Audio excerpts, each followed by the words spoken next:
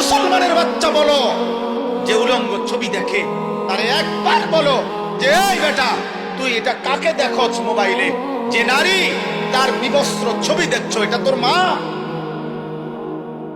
এই নাফরমান ছেলেরা, আমি বুঝি না, আমরা তো চেহারা দেখলেই বুঝি। আমি দাঁড় করাই, নারী আসক্ত ছেলে দাঁড় করাই, মোবাইলে উলঙ্গ ছবি দেখো আমি দেখাই, আমি দাঁড় করাই। বেনামাজি এক ওয়াক্ত সেজদা দাও নাই, আমি এখন দাঁড় করাই।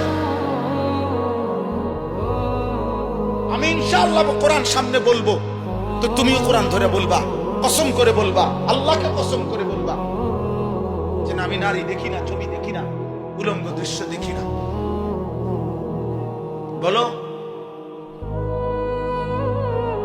এই তোমার মা? যাকে দেখো সে তোর মা বেটা, তোমার বোন, তোমার মেয়ে, তোমার ফুফু, তোমার খালা? এই অসভ্য, তো যাকে দেখো সেও তো কারো মা। তুমি কি চাও তোমার মাকে কেউ উলঙ্গ দেখো? কথা বলেন, একটা ছেলে বলো, বলো বাপ, বলো, বলতে হবে আজকে। বলো, তুমি চাও তোমার মাকে কেউ বিবস্ত্র দেখো?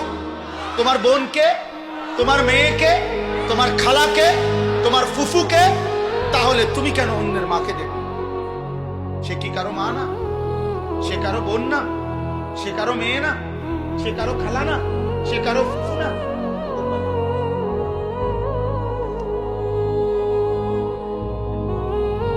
তোমার রক্তে ইনসান নাই? তুমি মানুষ না? তুমি পশু? আল্লাহর নবী সাল্লাল্লাহু আলাইহি সাল্লাম এই কথা বলছেন।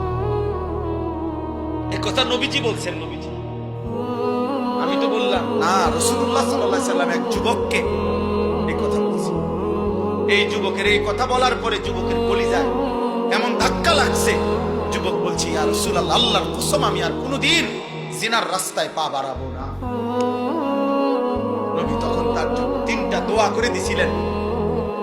আল্লাহুম্মা গফির যামবাহু ওয়া তাহহির কলবাহু ওয়া হাসসিন ফারজাহু। আল্লাহ, আমার এই যুবকের গুনাহ মাফ করে দেন, আমার যুবকের অন্তর পবিত্র করে দেন, আমার যুবকের লজ্জাস্থানকে পাক করে দেন। আজ দোয়া করলাম, যদি কোনো যুবক সিদ্ধান্ত নাও এই মাহফিলে বসে আমি আর নারী দেখবো না, ছবি দেখবো না, আব্বা চাহিদা পূরণ হবে না। তোমার বাবা দাদা পূর্বপুরুষ বিবাহের মাধ্যমে এইভাবে আসছে, তুমি এক বিবাহিত মায়ের সন্তান। আরে বেটা, তোমরা যারা অস্থির ছবি আর নারী উলঙ্গ নাচ গান দেখো, তো তুমি তার থেকে কি চাও? সুযোগ পাইলে তুমি তা করতা, এই তো। তাহলে সুযোগ পাইলে জিনা করতা। এই নারী যদি তোমার কাছে একাকিত্বে আসতো তো কি করতা? ব্যভিচার করতা তার সাথে। তাহলে ব্যভিচারের কারণে যদি সন্তান হতো, তার পরিচয় কি? অথচ তুমি তো এক পবিত্র মা বাবা, স্বামী স্ত্রী, ইসলামের হুকুমে, আল্লাহর হুকুমে এক মা বাবা, এক নারী পুরুষ একত্রিত হওয়ার বরকতে তুমি পৃথিবীতে আসছো। তুমি তো এক পবিত্র মা বাবার পবিত্র সন্তান, তো তুমি কেন অপবিত্র কামনা করো? এর দ্বারা কি তুমি তোমার মাকে অপমান করো না? এর দ্বারা কি তুমি তোমার বোনকে অপমান করো না? এর দ্বারা তুমি কি তোমার মেয়েকে অপমান করো না? আমি অনুরোধ করব, আফসোস করতে হবে বাবা, দুনিয়াতেও আখিরাতে।